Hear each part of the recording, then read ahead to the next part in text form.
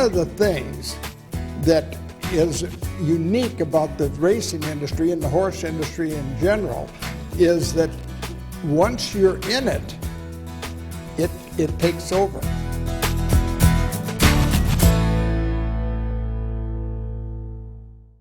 Our guest for this edition of Conversations with Champions is, in my opinion, the greatest thoroughbred racing trainer ever. Dwayne Lukas, over 30 years, has won every race worth winning, usually multiple times. He has literally changed the game and the way people look at the job of training horses. Please welcome Dwayne Lukas.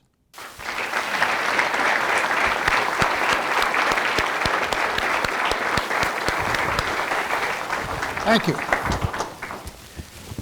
I saw Wayne before he went out to the Breeders' Cup in Santa Anita, and I told him, I said, now Wayne, if you could win a race out there, that would really help us promote our program.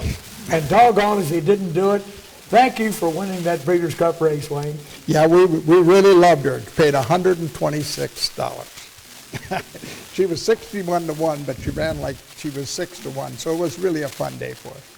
Wayne, the first thing I wanted to ask you about is when people see you on TV in the winner's circle, you know, they see the outcome of your work.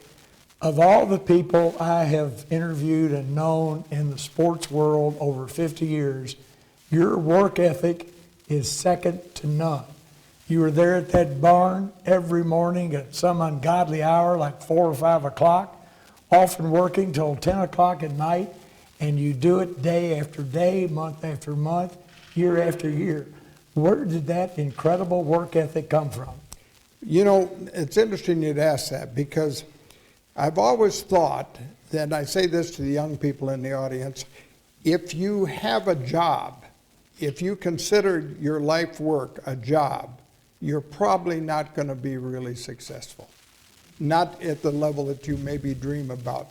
I have always thought that the most successful people that I have ever met have never had a job. They have had a passion, and they like to do what they're doing. And I'd say one thing to you young people: if you're going to select something in the equine industry or in business or anything else, if you get the passion for it, it overrides everything. I was talking to my wife earlier tonight, and we had a little discussion about that. And one of the things that is unique about the racing industry and the horse industry in general is that once you're in it, it takes over. You don't have an option. You can't quit. It just gets to you and it grabs you and it drags you back. And even all these guys, even you can see it in riders, they'll retire and they'll unretire and they'll retire and they'll unretire. You see trainers that say, I can't do this anymore, the economics are too tough, and the next thing they're back at it. The horse industry drags at you, but anything that you choose to do, young people, have a passion for it. Don't go to work 9 to 5. If you do that, you'll just have a job the rest of your life and you won't be extremely happy. Believe me. Initially, your passion seemed to be teaching and coaching basketball. And we do like our basketball around here just a little bit. But Wayne worked his way up to where you were the coach of the freshman team at Wisconsin, and might have even been able to get a job at Michigan. So you were really on kind of a fast track as a basketball coach. Well, the reason that happened, I was always fooling with those horses, but my mom said, look, you got to do something worthwhile with your life. She said, you can't fool around with these horses. She said, you know, you got to do something. You got to make a contribution to society and do something that makes a difference. So I got into teaching and thoroughly enjoyed it. And had a real nice career at the high school level for about 7 years, and then were lucky enough to get on the University of Wisconsin staff, and had an opportunity to go to Michigan after I'd been training a couple of years. I had trained a couple of years, and Johnny Orr was the head coach at Michigan. He said, he was on the staff at Wisconsin with me, and he said, come on, he said, we'll kill him up at Michigan. We're gonna really take over. And I was dear friends with Bo Schembechler, the Michigan football coach. Well, I turned the job down and stayed with the horses, and I don't regret that one iota. But 2 years later, Johnny Orr left Michigan, and with my friendship with Bo and so forth, I probably could have stepped in and been the head coach at Michigan. I always dreamed I would have been anyhow. But I'd probably be in a robe with a pipe now somewhere in the library if I'd done that, so I like what I'm doing. Or you could be Digger Phelps. Yeah, right, for example. But that too, in its way, was a very bold move. You seem to be on a good path, but your passion, as you referred to it, for the horses won out. And I think a lot of these young people, they may think they know what they want to do today, but as life goes on, something else may come along and you've got to be prepared, don't you, to take that risk. Well, you got to follow your heart a little bit, Billy. I think with that, I equally liked the athletic arena very much. I enjoyed coaching. I thought I was making a difference. I loved working with young people. I think it's probably carried over to some of my assistants in the thoroughbred industry now, which so many of them are successful because we do teach. But I think that as you go through life, you come to certain crossroads, and some of them you just have to make good, smart choices. And if you do, it'll all work out as long as you lead with your heart. I first met you, you won't remember this, but I met you at the I might. 1979 July sale. They used to have that big sale at Keeneland in July, and Tommy Gentry introduced me to you, and he said, Billy, this is going to be the next great trainer in thoroughbred racing. I'll never forget that. I think your first horse that drew any attention was Terlingua. Right. Is that right? Did Tommy own Right. a part of that horse? Was it? Tommy owned Terlingua. Okay. I had trained the mother of Terlingua. The filly we're speaking about, people, is the mother of Stormcat, one of the great stallions, and was the premier stallion in the industry the last, 20 years or so, and since retired. But to give you an idea of the magnitude of what Stormcat did for the industry, he was standing at his retirement for $500,000 a cover. Every mare that he bred and serviced, you had to pay $500,000. That shows the magnitude of what he had developed. I go to the sale. I had trained the mother of Terlingua, and I bought her in the sale. And it was one of the first horses I ever bought at Keeneland at the fall sales. Actually, it was a July sale at that point. And then, of course, she went on to be the mother of Stormcat, who had probably as big an impact as any horse in the last, 20th century maybe. Well, sure enough, that was in 1979. And the next year, Wayne really burst onto the national scene. Right from the start, and he's been a little controversial. That's fair to say, Really? right, a little bit. But he trained a horse named Codex, who did not run in the Kentucky Derby. The Derby that year was won by the filly Genuine Risk. So in the Preakness, Codex, ridden by Angel Cordero, carried Genuine Risk wide in the turn for home. Right. And won the race. And the fans of Genuine Risk were just in an uproar. Codex was a bully. He had intimidated this filly. I mean, this was a furor like you wouldn't believe. And it lasted for 10 days. So Right. you break into the game, and right away you're a bad guy. Well, first of all, Billy, I was at a distinct disadvantage. There's only been 3 fillies win the Kentucky Derby. Genuine Risk was the second one at that point. And I was at a terrible disadvantage because half of the population is female, so they were all for her. So I didn't have a chance with Codex and beating her in the Preakness. It went on. We had a hearing in front of the commission for about 10 days, like you pointed out, and the indication was if they would have brushed or touched or he'd have pushed her or anything, we would have probably reversed it. But it stood up. The stewards ruled it at the first viewing okay, then the hearing it was okay. And so Codex ended up winning the Preakness, and that was in 1980. That was actually the first time I'd ever run a horse in the Classic.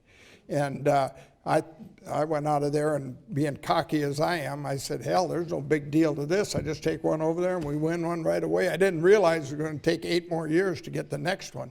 But at the time, I thought, this is the way it happens. We'll win some of these.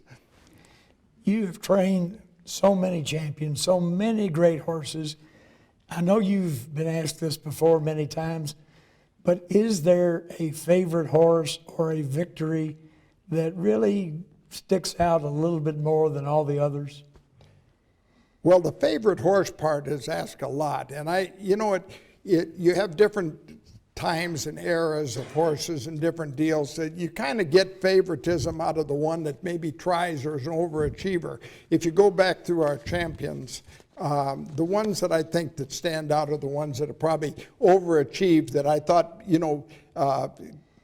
Terlingua was good, and then came along Serena Song and Lady's Secret. Those horses won 10, 11 grade ones in a year, and they overachieved and they showed up every time. It's not any different than the university football team here or the university basketball team. Those players that play every night and show up at every game, those are the ones you get attached to, and it's the same thing in the horse business.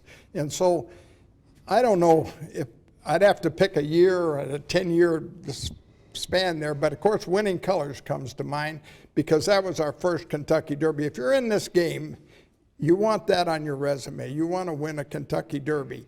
And without it, I don't think you're quite complete. And if any trainer tells you they're not caught up in the fact that they want to win a Derby or anything, they're probably lying to you, because every trainer deep down his heart would like to stand there the first Saturday in May in that infield. But Winning Colors winning it, and you and I shared it. It was in. Should I tell a story about that? Go ahead. I'm on a roll now. Go ahead. It's my first Derby where I really thought we had a chance. Winning Colors being a filly. She now is, the record shows, the third one to ever win the Derby in 140 years now. We really liked her. She won the Santa Anita Derby out at Santa Anita and beat the Colts out there pretty easy. So we felt we had probably the best 3-year-old period in the country. So we enter her in the Derby, and I'm pretty pumped up and everything. And when you go to the Derby, and I don't want to throw Churchill Downs under the bus, but unless somebody gives you the National Guard, I don't think you ever get to see it until the next day on TV. But we were hustling through, and Billy's with me, and we're hustling through the tunnel, and I'm trying to find an advantage point, and we get in the tunnel, and there's a little janitor's room right off the tunnel there, just probably, 8 by... Track superintendent. Yeah, track superintendent or whatever. I said, here, duck in here. I said, we'll watch it here. And Billy said, on that little TV? And I said, yeah, right in here. He said, how are we going to watch it? I said, it'll be simple. We're going to be in front every step of the way. And she's gray. I said, it'll be easy to find her. So we sit in there, and you tell the rest. Well, she's coming down the stretch on the lead, but Claiborne Farms 49er is gaining ground. And so as they're getting close to the finish line, Wayne is, come on, Gary, push her, come on, girl. And as soon as she hit the finish line in front, he had his program rolled up in his hand. He turned around, he just whacked me like this, and he said, my turn, and then boom, he's gone. I don't think his feet touched the ground all the way out there, but that was great for me too, because of that access that Wayne gave me. I won an Eclipse Award for the story I wrote about that, so that was a special day for me too.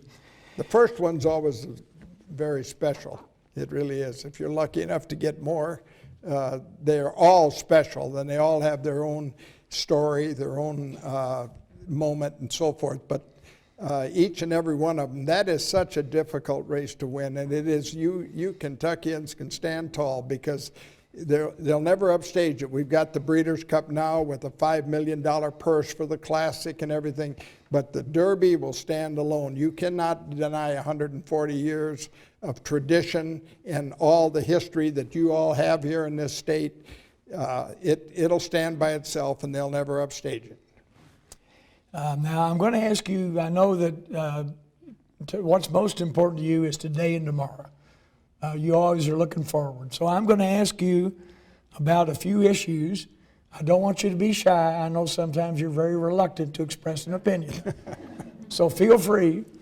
But first of all, the Triple Crown. Is it perfect the way it is, or do you think it should be changed? Well, that's a very controversial issue and it's been kicked around. I have mixed emotions about it in a lot of ways. The one thing that's happened is the breed has changed a little bit, and the racing calendar in the American racing scene has really changed. Back in the 50s, when Calumet was dominating and we had the 50s and the 60s, the Derby, the fields were smaller. They were, I looked in the history books and sometimes they were 8, 9 horses. Like, you'd be a better historian on it than I am, but even 6 horses. And Calumet would bring them with a work or two and into the Derby and bang, they would win. They had the best horses probably, but it changed. When you breed horses more and more like we are today for speed, and then you throw in a 20-horse field. Everybody wants to run in the Derby now. We have 20-horse fields. When you put 20 horses on the track, it changes the game considerably. It is more stressful, it's harder on them, and it is one other thing. You have to run a couple of really good races now to get in the Derby. They eliminate some every year, or almost every year. So what happens is, it's not, Billy, a triple crown per se. It's 2 or 3 very strong, hard prep races to get the points. The Churchill Downs now has the point system. It used to be the earning system, but either one is okay. I've come full cycle on that. But you run 2 hard races, then you run the Kentucky Derby. Then 2 weeks later, you go into another arena, another distance, another place, another surface with a ship, and you run again. And then 3 weeks later, you go to another place, another surface, and you run 1.5 miles. So it is probably a 5-race series. I'm not so sure that if you had a guy drop off a spaceship from Mars, and he got all the racing dignitaries in a room and said, here, this is going to be the greatest thing that ever happened. We're going to run all these 3-year-olds the first Saturday in May, 1.25 miles. Then we're going to wait 2 weeks and take them to Baltimore and run 1 3/16 miles. And then we're going to go 3 weeks later and run 1.5 miles at Belmont. It'll be called the Triple Crown, and it'll be the greatest thing that ever happened to thoroughbred racing. Hell, they'd all get up and leave. They'd say, are you nuts? But that is what has evolved over 100 and some years. I always thought that maybe we should, and I don't know how I'd vote on this, but maybe we should run 1.125 miles. Then we should maybe run on 3 to 4 weeks later, 1 3/16 miles, add another 16th, and then maybe go on the 4th of July and run 1.25 miles, which is the classic distance now for thoroughbred racing. By doing that, I think we would hold the fields together. We might even get some fillies. What's happening, we get 20 heads scrambling for a spot in the Derby. We run the Preakness, and we get maybe 4, 3, 5 of those horses going on to the Preakness. Where are the other 15 that just ran? So there's a lot of discussion on it. It's probably never going to change because the tradition is so strong in racing. It's going to be hard to overcome it. But I think there's some validity in maybe changing. I always say they thought that the 3-point basketball, 3-point shot in basketball would ruin the game, and the 2-point conversion in football would ruin it, but I don't think it has. So maybe change is okay. You mentioned certainly your feelings about the Derby. The Derby and Oaks, the 2 biggest days in the country for racing. And John Asher's here. John, you can take notes on this. Is there anything that you would like to do differently as far as the Oaks and the Derby are concerned? No, I think they're fine. I think the Oaks is becoming very, very popular. The 3-year-olds are being pointed for it. I think the system on the Oaks is okay. They can have their day in the sun on the Friday before. It makes it a festive week. I think that's fine. They do not have to wake up 2 weeks later and run at the Preakness unless, in the what they call the Black-Eyed Susan, if they don't want to. So it changes. They actually go all the way to Belmont and usually run in the Mother Goose or Coaching Club Oaks or whatever that next one is. You can put your notebook up, John. The Breeders' Cup, when it was founded by basically John Gaines, he wanted to keep it simple. He wanted one day of championship races. He wanted to make it really affordable for the public. He wanted it to be a big national TV event, and all that's changed. They've added an extra day. They've added more races. What about what's happened to the Breeders' Cup? Would you do anything differently with the way it's done today? Well, TV and economics drive the Breeders' Cup. Probably the Derby and the Preakness and the Belmont take care of themselves on that. But I think economics drives the.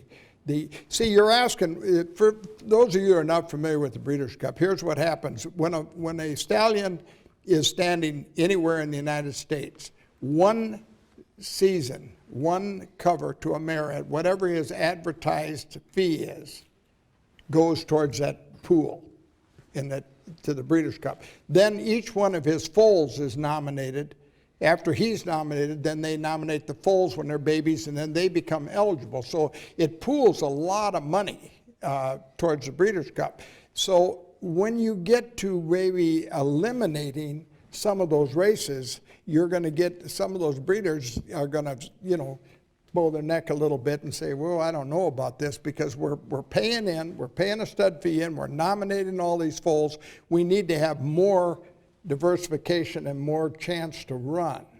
And I think that's what fuels it a little bit. I like the one-day format. And they tweaked it a little bit this year. They actually put some of the fillies, they tried to get a Derby Oaks situation like Churchill has the first couple of years, but now this year they put the better fillies on the Saturday and ran some of the lesser colts on Friday. But I like the one-day format, but you can't run, I think they've got, 15 races now. I don't think they can, they can pull that off. But I think it should be a championship day, and it is. And it's holding and don't. We're going to have it at Keeneland next year. You can see for yourself. It'll be wonderful.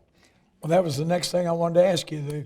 Like many of the great horses, the idea for the Breeders' Cup was conceived in Central Kentucky by Mr. Gaines. The Kentucky breeders have supported it with their nominations and fees and all that. And next year it will come to Keeneland for the first time. Some people think it's going to be a disaster, that Keeneland is not big enough to hold it.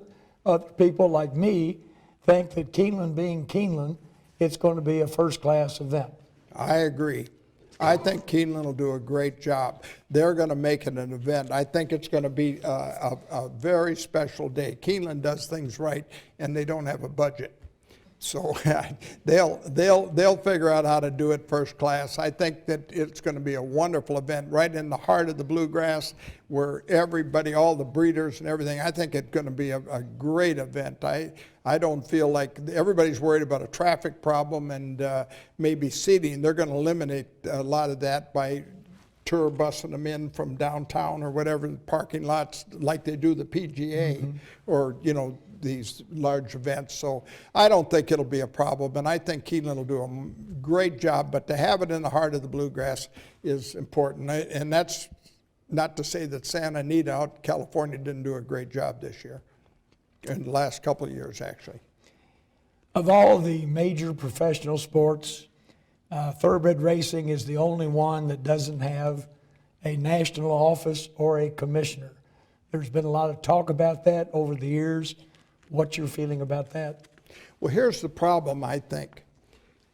Each one of these tracks are owned individually or by corporations, individual corporations or individuals in themselves, or some of them, like Stronach owns 2 or 3 of them. They all have their own private agenda. They all think that they can do it better than anybody else.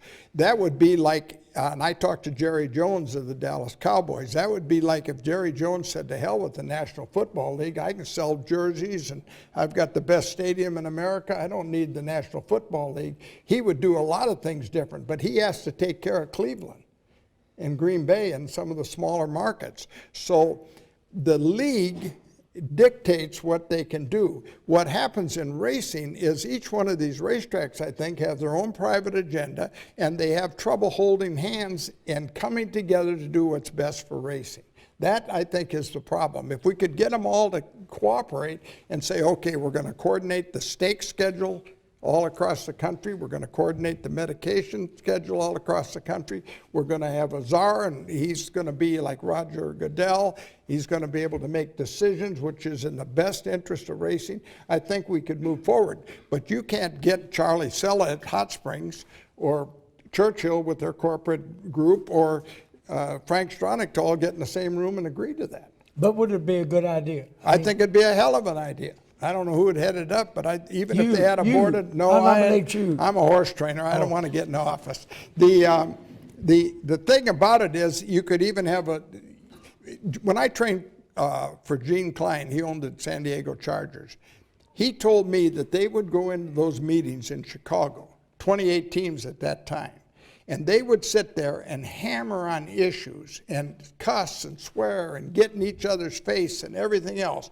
But when they left the room, it was always unanimous. He said, we finally got to a point, he said, sometimes it was 2 and 3 in the morning, they'd bring in food, and we wouldn't leave the room. But when we left, it was unanimous, and it was in the best interest of the National Football League. If we could get a board of directors in racing to do that, and everybody give and take a little bit, I think we'd flourish. And I really think that, maybe not in your lifetime and mine, but I think we may get to that at some point. The most vexing problem racing has had for years has been medication. Drugs are pretty much taboo in all other sports. I think the public doesn't really understand the use of medication.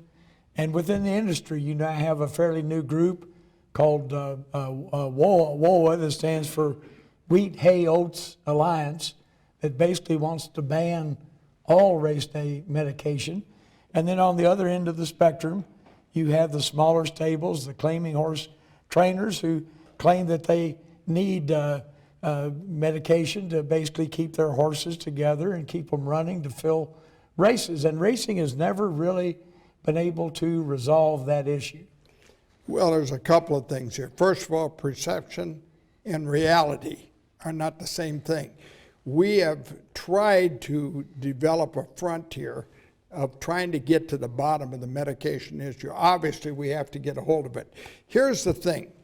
When you send, and I say this and tell my colleagues this all the time, and I'm going to expand on this right now. When you send a horse out in the 3rd or 4th race at Churchill Downs, and you, the public, bet on it, you have now become the financial partner with that trainer, horse, and owner. The same way that if you went and bought stock in AT&T, you now are a financial partner, only for 15 or 20 minutes, but you have bet your money. You expect to get the very best performance because you are now a financial partner with that horse. In the next race, you bet on the different one, you become a financial partner with that particular horse owner and trainer and everything. So you have to be guaranteed, the same as if you were buying stock, the best possible chance to win and with the highest point of integrity. Now, the problem is this. We have never really funded, in my opinion, enough money to really test. I think that the Tour de France cleaned up their act. I think the Olympics definitely have cleaned up their act. I think we can clean it up in racing, but that's expensive. They can test if they, again, the commissioners, and I'm one of them in Kentucky, if we could get together in all 30 states or whatever we got that have racing, and get together and have a central testing lab that really tests. We got to be careful of one thing, however. You got to be careful that you don't go over the line and are testing to the point where you can't do therapeutic medication to help the horse perform. That's ridiculous too. I mean, we can get too far to the left and not really have a chance to medicate horses in a positive way. But I am 100% for cleaning it up and giving you, the public, the best chance to know that that horse is drug-free when he goes over there. The way to do that is to have such sophisticated testing that you get to the bottom of the guys. Desperate people do desperate things. People that are broke, trying to pay their feed bill and costs are higher and so forth, are going to try to do something. It's in all sports. It's human nature. But if you get that testing to the point where, and the other thing I've always said is, all you got to do is, to clean it up a little bit, is if I go to Bill Young or Mr. Young, who had Overbrook Farm or something, and I say, look, Bill, you've got me employed and I'm going to do the best I can, but if I get a bad test, you're ruled off. Try that on for size. Rule the owner off with the trainer. Now, if you got the positive, without a doubt, fail-proof test, you could do that. But I know that if an owner was going to get ruled off who has millions invested, he's going to take a hard look at his trainer and say, look, you better be careful. Don't you ever put me in that spot. I've got millions invested. I'm not going down the road. You know, in regard to cheating, something I've never understood is that in my position as a journalist, whether I'm dealing with horse trainers or basketball coaches or football coaches, there's always somebody who wants to nudge you and say, hey, you know, so you wouldn't believe what so-and-so is doing, you know, in terms of cheating. But yet there seems to be a code of silence, if you will, where nobody really wants to be a whistleblower. And if it were me, if I were a trainer or a basketball coach and I knew that somebody was cheating and basically taking money away from me, I would be a whistleblower. Why don't racing trainers and horsemen do a better job of policing themselves? Well, we've always prided ourselves in that, but I don't know who's cheating.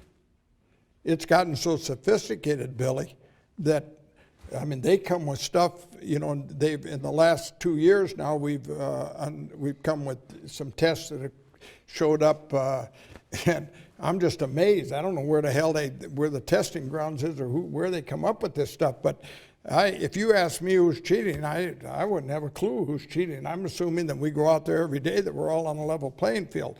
But I don't think it's my place, your place, I think that we've got to be so. I asked the Olympic chemist, I sat in a meeting with him and I asked him, I said, if you had all the funding that you needed, could you detect? He said, I could tell you if you change tap water. He said that if I really had to get down to it. They now take hair samples and hell, I mean, it's amazing, but we don't have the funding. I always thought that maybe the racetrack should be responsible. They got the most to lose, the owners in the racetracks. Hell, take 1% of the handle and build a lab at the University of Louisville here and test them all. I'm all for it. That's a good idea. I like that. Dr. Ramsey would like that, I think. The economics of training a horse and everything has really become Billy, a real problem for us as trainers. Feed bills, veterinary bills, shoeing bills, everything. It's become even, you know, we flew.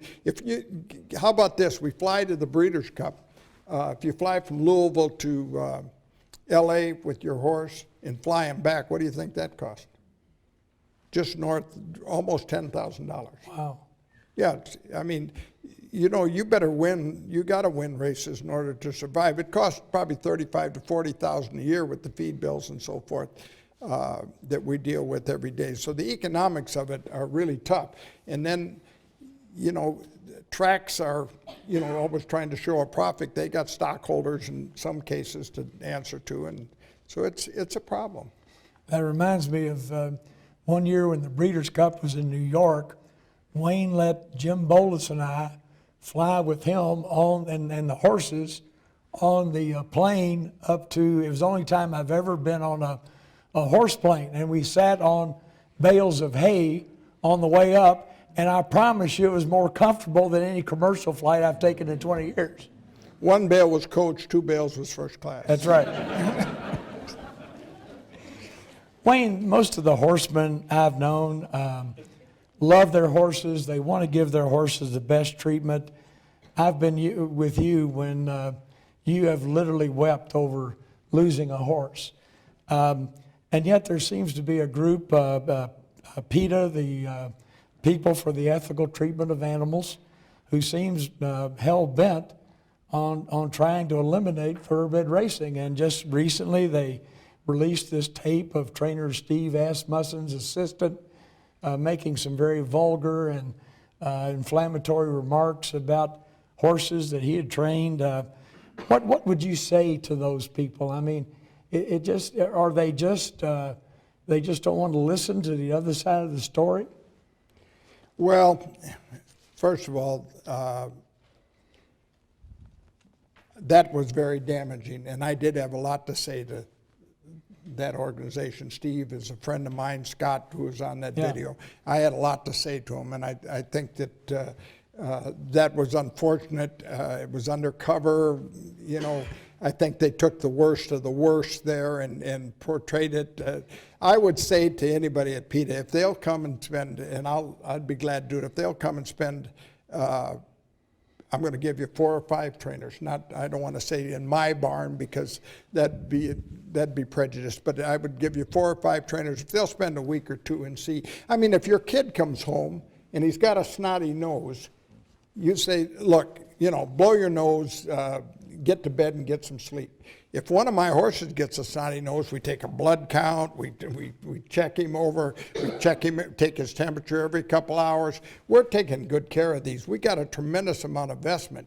It's foolish to think that these horses aren't getting the ultimate care. If you can tell me in my operation of anything that I could do to improve what I'm doing, their welfare, I'm going to do it. But you get the negative. The argument by PETA, of course, is the horse doesn't have a vote. Now, you're going to get injuries. If a horse is running full speed at 40 miles an hour and he steps off, he's going to have an injury. And we can't avoid that. But they don't say anything when they, in NASCAR, or they don't in the National Football League. Hell, they, in front of millions of people, they put them on a cart, haul them off to the locker room, and here they come back the next quarter on a cart, and they're back on the field, and nobody thinks anything of it. But they say the horse doesn't have a vote, which is true. But we are doing everything in our power to get that horse over there in the best physical condition. If you're not doing that, you need to change trainers. Just that simple. I've gotten so frustrated here in Kentucky about our inability to pass legislation permitting casino wagering. Millions of dollars leave Kentucky every year to go to Indiana and Ohio so they can use that to build roads and schools. And here we are, the capital of the racing industry. Gambling is in our DNA and has been since Daniel Boone. What's it ever going to take? Are we ever going to see? I mean, if you had a downtown casino or one at Churchill Downs, Derby Week, with first-class entertainment, you would have every high roller in the world there. And to me, that would be just so beneficial to us. What is wrong with our state legislature? Well, now you really got into it. We're in the gambling business. There's no denying it. If we couldn't bet on these racehorses, the crowds would be really small. We've got this group here would show up. They're passionate. They care. They love racing. I'm sure or they wouldn't be here tonight. But the general public. I remember Bob Knight going to the races with me, and he said, "What the hell? Why does it take so long between races?" He said, "You know, why don't they run one every 5 minutes?" Because he wasn't into it and wasn't handicapping. But we are in the gambling business. The problem is legislatures in all states are a little bit fickle, Billy. And granted, I think the casino business is here, and racing needs to be over here. Now, there can be some cross and over. Yeah. But I think in racing, we better not worry too much about the gambling. On the casinos, we better take care of our own product. Let's first do a better job with our own project. Let's educate these people and get them to come to races and take care of our own product. Because if we start depending on casinos, and I have said this 20 years ago, be careful what you wish for on those casinos, because here's what's happened in Indiana, it's happened in Pennsylvania, and it's going to happen in New York. New York's got great purses now. The casino at Aqueduct, they tell me, is one of the highest producing revenue casinos in the world. And those legislatures are going to wake up and say, what are we giving it all to racing for? Why don't we can run this thing and build our schools and roads, like you said, why do we give it to racing? I think racing has to take care of its own product. And if come to rely too much on that. We cannot, that is not, in my opinion, our salvation. I think that racing is a great product, and if we can handle it right and get the crowds, and get good horses and quality and win the confidence of the public, I think we can stand on our own feet and if the casinos come in, so be it. I'm all for it. Let them fuel. Arkansas does a beautiful job. One guy owns the track, him and his family. And they funnel those purses in, and the casino's packed, and so are the grandstands for racing. It can coexist, but I think you got to be a little bit careful. I don't know that racing can just not stand on its own. I think we got to help ourselves. Okay, let's take some questions. I'm going to ask we have some microphones in each aisle. Hold up your hand, and when you ask your question, make sure you use the microphone so the students at Midway can hear. And then I think we also are going to get some questions from them by way of text. So anybody that has anything they'd like to ask Mr. Lukas, please hold up your hand, and somebody with a microphone will come to you. Okay, we have a question over here. Is it on? Okay. What is your favorite track and why? My favorite track, now that we switched back from the artificial poly track, is Keeneland. I just, the atmosphere and everything, I think is what it's all about. The crowd, the enthusiasm every day and everything. And it is a short meet, and I understand there's a lot of things that go into that. But I really like to run at Keeneland. And we do not stable at Keeneland. We ship in, but it's always a treat. I just like Keeneland. I like Churchill on 2 days a year. No, I really do. Okay, any other questions for Mr. Lukas? One over there. Coach, as a proud graduate of the University of Wisconsin, I'm Whoa, sure really? I speak from everyone here that basketball's loss is racing's gain. You have been associated with some of the great owners in thoroughbred racing, and 3 of them spring to mind. You've mentioned 2 of them, and you won derbies for all 3, actually. Could you maybe comment on the similarities or differences between Gene Klein and Bill Young and Bob Lewis? Boy, they're different. The beautiful part of it is that when you win the Kentucky Derby, and in our case, the 4 we won, it was for 4 different clients, 3 of them you named. That is the thing that really is special. The first one, you get caught up, you're pretty puffed up yourself, you're bouncing around, you don't even, like you say, your feet don't even touch the ground going over there. On the next 1 or 2, the second, third, and fourth one, my thoughts immediately went to those clients. Bill W.T. Young, who has meant so much to Kentucky in general, his involvement at the University of Kentucky, involvement in everything in racing, that was special. That was the most emotional I ever got. When it was interesting, we had run a horse that he owned part of, Timber Country, the year before. And we had an entry. We had Timber Country, Serena Song, and Thunder Gulch in the Derby. We had a 3-horse entry. And Bill always wanted me to stand with him and, kind of tell him what's going on and so forth. So I'm standing there, and I didn't like to do that, but I always had to.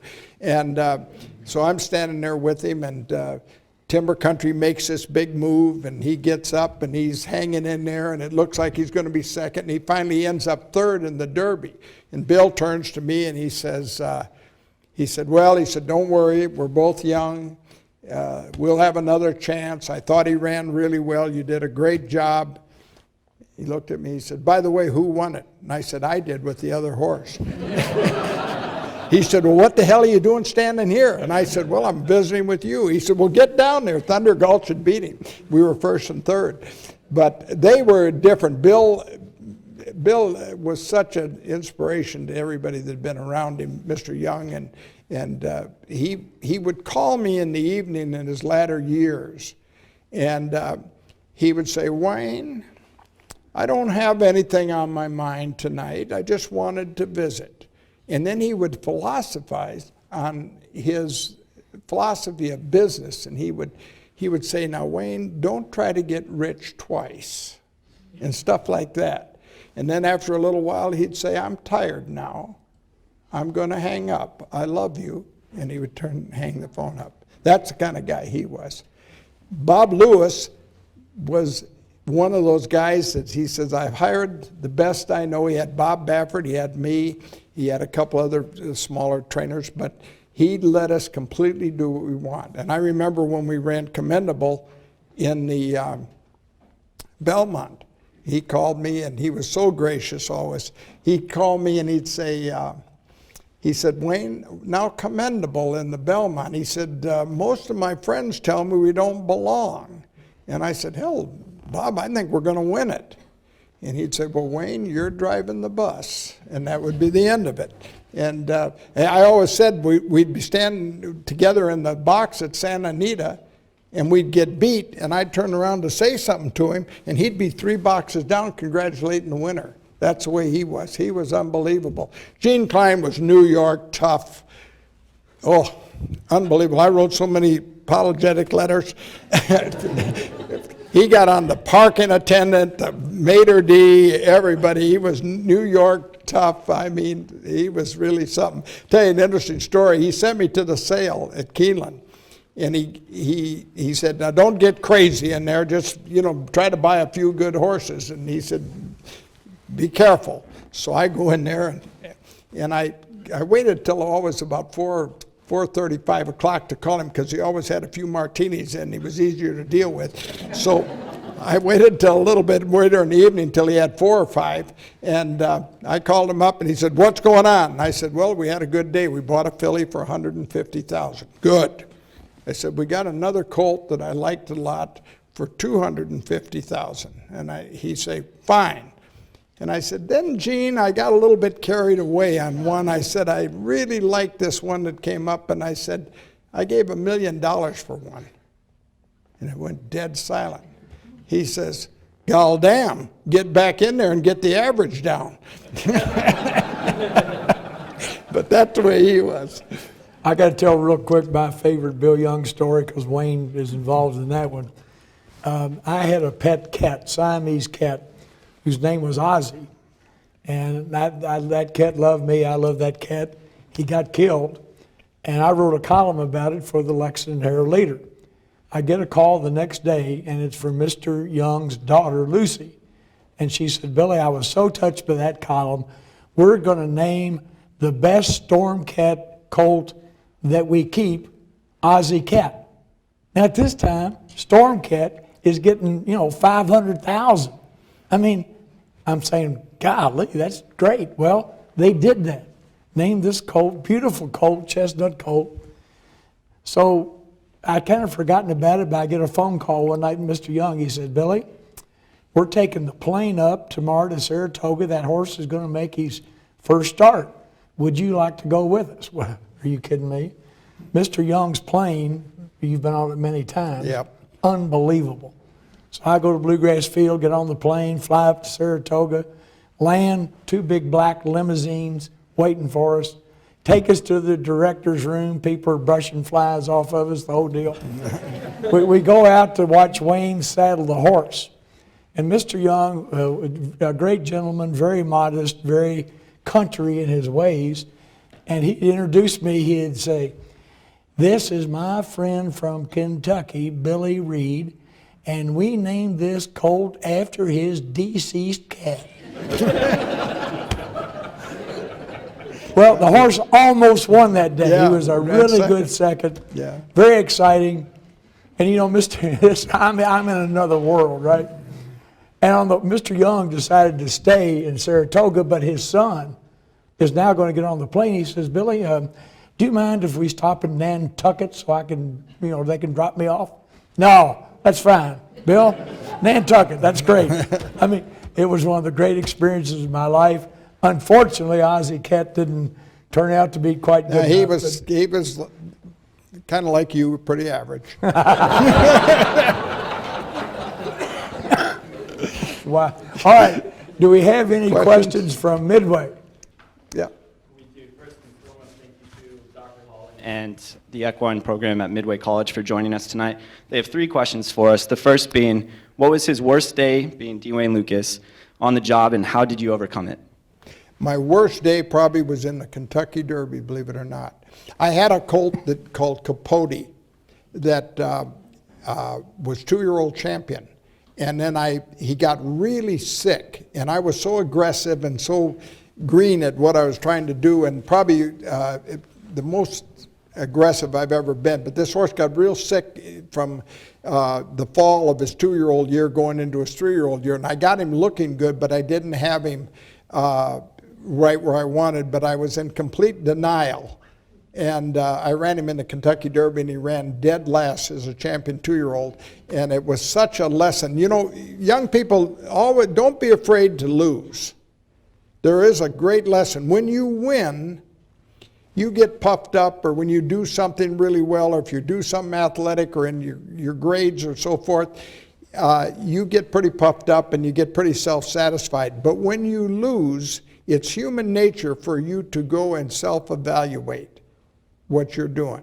Look into it and say, gosh, what could have I done different? Where did I mess up on that test? Where did I mess up on this athletic performance, or whatever you're trying to do in a relationship or anything? When you lose, you self-evaluate. And I really think took that hard. I did a terrible job. The horse ran last. He never did recover very much from that. I ran him. He won a couple little races after that. But I took a 2-year-old champion and totally was in denial on training him. I wish I'd have really known what I know now. I would have never done that. Well, maybe I'd have tried it again. I don't know. But that was my worst day. Second question is, do you think bringing the Breeders' Cup to Keeneland will provide a long-term economic boost to the industry in Kentucky? Well, we're going to showcase it at its very best, and that will have a great impact. If we can bring outside people. The thing about the Breeders' Cup is that most of the people are already in the tank, so to speak. We're preaching to the choir in a lot of ways at the Breeders' Cup because the tickets are expensive, and everybody that does come is already a fan or a great enthusiast of racing. If we can bring some outside people in, and they will have that experience of the Breeders' Cup that Keeneland, I'm sure, is going to provide, I think it'll have an economic impact. It's going to have an economic impact anyhow, because we're going to get all those people over in Lexington, and the rooms are all sold out, and they'll spill over to hell as far as Cincinnati probably. But it'll have an economic impact, but I hope it'll be such an experience it'll bring new fans in. Okay, let's take one more question from the audience here. Right here. Can we get a microphone here? Mr. Lukas, they don't call you the coach for nothing. You know, a lot of your alumni, a lot of your former assistants have gone on to do really big things in racing. Todd Pletcher, Dallas Stewart, Mike Maker, to name a few. What goes into being a good teacher and a good mentor? Well, first of all, Mike, I think I chose really good guys. I think those guys that you just named and the others that you haven't named that have made their mark and have done well, I think they would have been really successful without me. If they'd never met me, they were going to be successful. I think that maybe I pushed them along a little bit, gave them some direction, did some things that maybe, gave them something to think about and so forth. But, they had the work ethic and the passion for it, or they wouldn't have lasted. For all of those guys you named, there's about 30 more that are washing cars or bagging groceries somewhere that didn't make it. We told them when they start, we're only going to work half days. What you do with the other 12 hours is up to you. So we push them, and we're tough. If you think Bob Knight was tough at Indiana on him, you should spend a week with me in the shed row. But they all responded. They were going to be good. They paid attention. They paid their dues. They drank the Kool-Aid. Okay, I would like to thank Dr. Tim Capps and the Equine Industries Program here at the University of Louisville for their hospitality. We'd like to thank the Sports Administration Program at the University of Louisville, and we'd like to thank the Equine Program at Midway College for joining us here tonight. But mostly, we'd like to thank this and hope you enjoyed this conversation with a great champion, D. Wayne Lukas. Thank you, Billy. Thank you. Thank you very much.